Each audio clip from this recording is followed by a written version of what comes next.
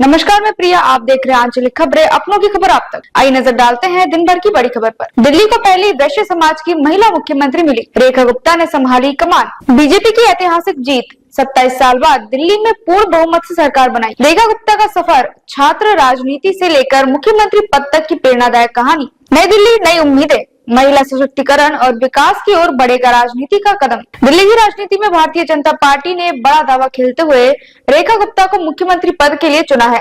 शालीमार बाग seat से पहली बार विधायक बनी रेखा गुप्ता गुरुवार को रामलीला मैदान में दिल्ली की चौथी महिला मुख्यमंत्री के तौर पर शपथ लेंगी। इस फैसले ने जहां दिल्ली की राजनीति में हलचल मचा दी है, वहीं महिला सशक्तिकरण को भी नया आयाम दिया है। बीजेपी ने वैश्य समाज से आने वाली रेखा गुप्ता पर भरोसा जताते हुए तमाम अटकलों पर विराम लगा दिया है। इस बार के विधानसभा चुनाव में बीजेपी ने 27 साल बाद ऐतिहासिक जीत दर्ज करते हुए 70 में से 48 सीटों पर कब्जा जमाया।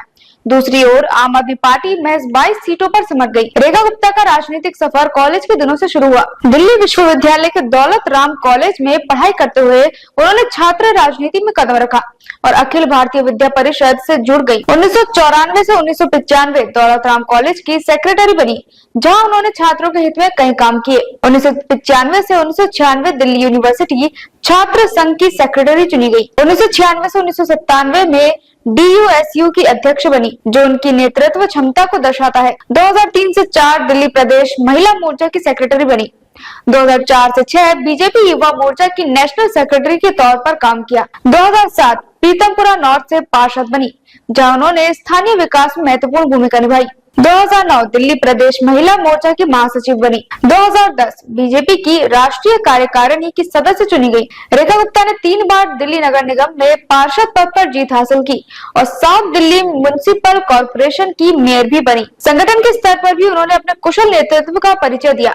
बीजेपी महिला मोर्चा की राष्ट्रीय उपाध्यक्ष रहते हुए उन्होंने महिलाओं के उत्थान के लिए कई पहल की। चुनावी संघर्ष और जीत की कहानी। रेखा गुप्ता का चुनावी सफर आसान नहीं था। 2013 में उन्होंने पहली बार शालीमार बाग से विधानसभा चुनाव लड़ा था, लेकिन आम आदमी पार्टी की उम्मीदवार वंदना कुमारी से करीब 11,000 वोटों से हार गई। इस हार के बाद भी उन्होंने हार नहीं मानी और पार्टी में सक्रिय रहकर संगठन में अपनी पकड़ मजबूत की। 2025 में विधानसभा चुनाव में उन्होंने वही सीट फिर से जीती और वंदना कुमारी को इस बार 30,000 वोटों से हराया।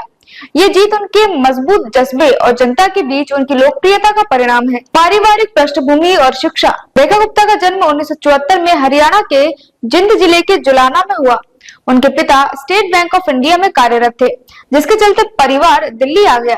हालांकि उनका परिवार अब भी जुलाना में कारोबार करता है। रेखा गुप्ता ने दौलत राम कॉलेज से स्नातक किया, फिर दिल्ली विश्वविद्यालय से MA की डिग्री ली। इसके बाद उन्होंने MBA और LLB की पढ़ाई पूरी की, जो उनके बहुआयामी व्यक्तित्व को दर्शाता है। निजी जीवन और संघ से जुड़ाव। रेखा गुप्ता की शादी दिल्ली के व्यवसायी मनीष गुप्ता से हुई है। वह लंबे समय से राष्ट्रीय स्वयंसेवक संघ की सक्रिय सदस्य हैं और संघ के कई कार्यक्रमों में हिस्सा लेती रही हैं। उनका संघ से जुड़ाव ही उनकी संगठनात्मक क्षमता और विचारधारा की स्पष्टता को दर्शाता है।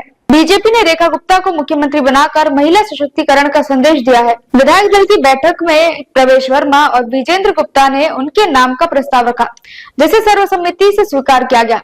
बैठक में बीजेपी के वरिष्ठ नेता रविशंकर प्रसाद और OP धनखड़ पर्यवेक्षण के तौर पर मौजूद थे।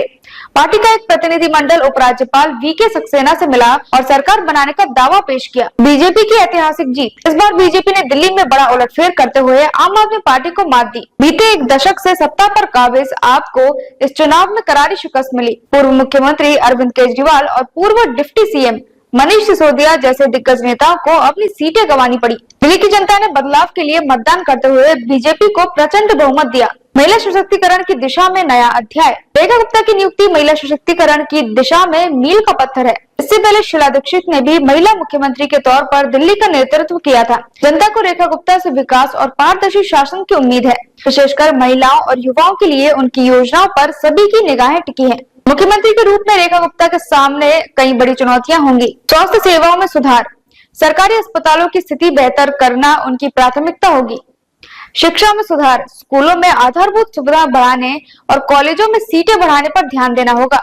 महिलाओं की सुरक्षा। महिला सुरक्षा के लिए पुलिस गश्त और CCTV कैमरे बढ़ाने के लिए कदम उठाए जाएंगे। प्रदूषण नियंत्रण। दिल्ली में वायु प्रदूषण को नियंत्रित करने के लिए सख्त कदम उठाना जरूरी होगा। यातायात और परिवहन। जाम और सार्वजनिक परिवहन व्यवस्था को सुधारना भी प्राथमिक एजेंडे में शामिल है। रोजगार के अवसर, युवाओं के लिए नई नौकरियां सृजित करना एक अहम चुनौती होगा। पानी और बिजली समस्याओं का समाधान, लोगों को 24 घंटे बिजली और स्वच्छ पानी मुहैया कराना जरूरी होगा। विधायक दल नेता चुने जाने के बाद रेखा गुप्ता ने कहा, यह मेरे लिए सम्मान और जिम्मेदारी का क्षण है। मैं दिल्ली के हर नागरिक के लिए काम करूंगी और सभी को साथ लेकर चलूंगी। महिला सशक्तिकरण, शिक्षा और सुरक्षा मेरी प्राथमिकता रहेगी। दिल्ली को स्वच्छ, सुरक्षित और विकसित शहर बनाना मेरा सपना है। रेखा गुप्ता के मुख्यमंत्री बनने के बाद दिल्ली की जनता को उनसे कई उम्मीदें हैं। महिलाओं के लिए रोजगार सृजन, युवाओं के लिए स्टार्टअप्स को बढ़ावा देना और बुजुर्गों के लिए पेंशन योजनाओं को मजबूत करना उनकी प्राथमिकताओं में शामिल रहेगा। रेखा गुप्ता की ताजपोशी केवल एक राजनीतिक फैसला नहीं,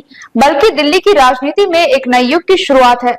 उनका संघर्ष, मेहनत और संगठनात्मक क्षमता उन्हें इस मुकाम तक ले आई है। अब देखना यह होगा कि वह जनता की उम्मीदों पर कितना खरा उतरती हैं। रामलीला मैदान में गुरुवार को उनके शपथ ग्रहण समारोह में बड़ी संख्या में लोग शामिल होंगे। दिल्ली एक नए नेतृत्व के साथ नई उम्मीदों की उड़ान भरेगी। अब तक के लिए बस इतना ही। देखते रहिए आंचलिक खबरें, अपनों की खबर आप तक।